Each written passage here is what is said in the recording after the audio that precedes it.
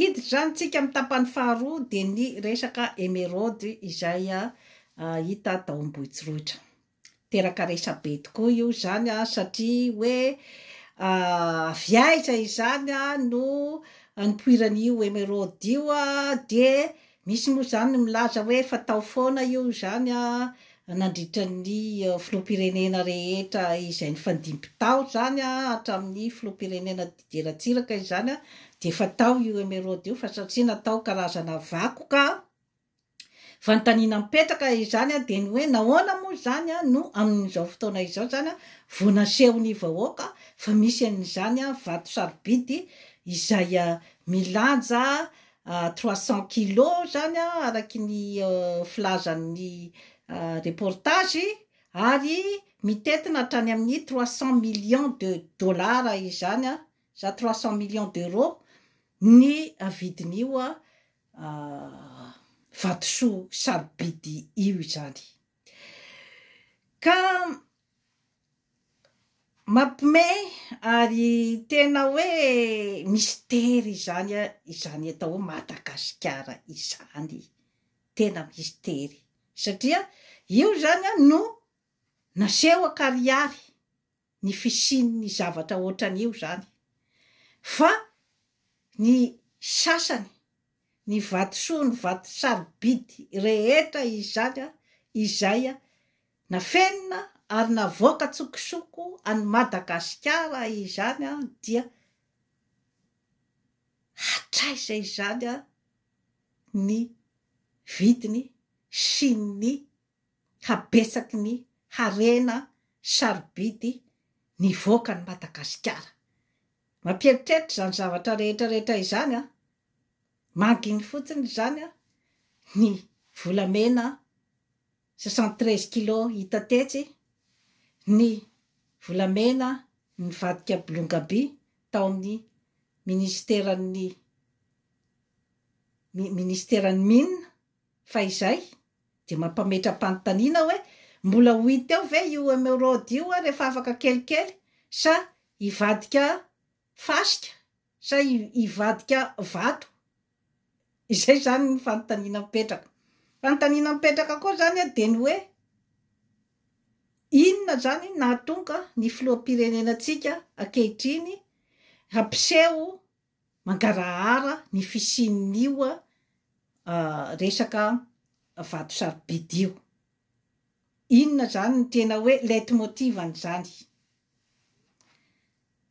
Raha ohatra moa zany hoe atao zany tombatombana tsotsotra zany de ny hoe mba te hiezaka izy zany ny anao mangarahara ny arenam-pirenena sy ny hoe ny zava-misy efa tsara aloha zany izay dingana izay satria maninona ny filoham-pirenena rehetra teo aloha zany no nanafina an'io ary nahoana no izy no nampiseho azy io de fa misy zany hitataratra zany ny atao hoe bonne volonté amin'ny hoe firosoana amin'ny resaka mangarahara satria raha ohatra moa zany amidy tokoa zany amin'izay vidiny hoe 300 millions d'euros izay efa havitana zavatra betsaka zany eo amin'ny sosialim-bahoaka ny vola azo avy amin'izany.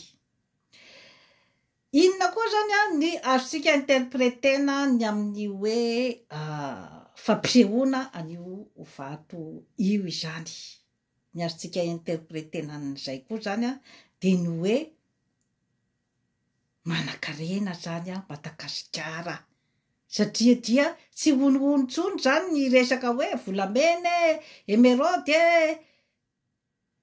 sy ny sisa ny safira fa tena ny masontsika mihitsy zany no nahita hoe io ilay émeraude efa zava-dehibe zay zany hoe ohatrany hoe mampisy tsirom-panantenana izany eo amintsika malagasy satria inona moa zany ny representen'izay hoe émeraude izay ny vatosoa amintsika malagasy dia io ane no mampisavoritaka hatsika malagasy ao. Io ange no mahalasa tala ny tany mandroso ny Occident ao amintsika ao Madagasikara ao. Kanefa hatramin'izay zany io zavatra io dia ohatrany hoe karazana honohono, karazana tabou tsy azo resahana, ary tsy misy mahita hoe aiza moa zany izany zavatra rehetrarehetra izany fa any ampelantanan'olombitsy.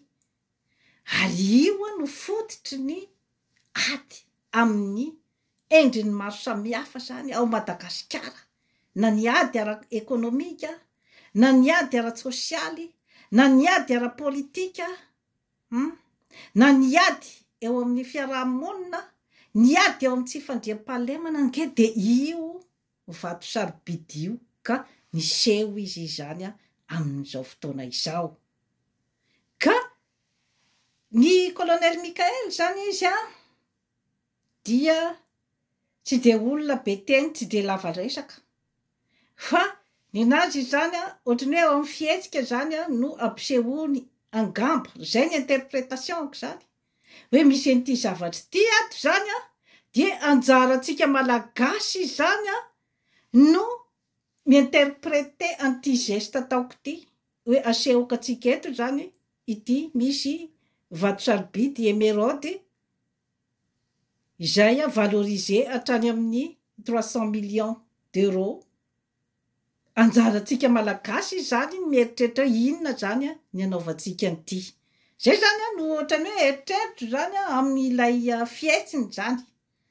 Satria izy moa zany dia tsy mpanao politika matianina, ary ataoko fa tsy namolavola an'izany hoe resaka politika izany izy izany talohany nadraisany an'io hoe fonctionny mahafiloam-pirenena azy io.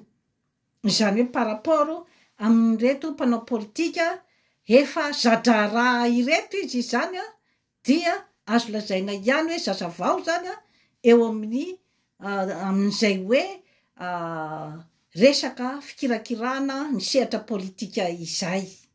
Kanefa misy ihany zany hita hoe finiavana sy bonne volonté any aminy. Izany hoe ohatrany hoe ny fiinterpréteko an'le gestany zany dia ny hoe asehoko anareo ane ty zavatra ty zany dia apio aho zany ny hoe ahoana zany ny anaovantsika azy ty, ahoana izany apionareo aho zany amin'ny fitondrana an'ity resaka fanavaozana ity sy ny objectif rehetra izay hoe tiana hatao ao Madagasikara amin'izay hoe tena fanavaozana tena izy izay. Manana ny élément rehetrarehetra nge sika ao Madagasikara, fa sainginy hoe ny andravonana an'izay élément rehetrarehetra izay zany eo zany no olana, satria tsy mety tena miray loha izany ny malagasy rehetra ny amin'ny hoe mba miara-mientana izany andeha amina objectif iray, dia ny hoe faleovan-tena izy ny fisitrana ny arenam-pirenena rehetra izay misy, ary ny fitsinjaram-pahefana, satria tsy vitan'olo-tokana, efa nisy ny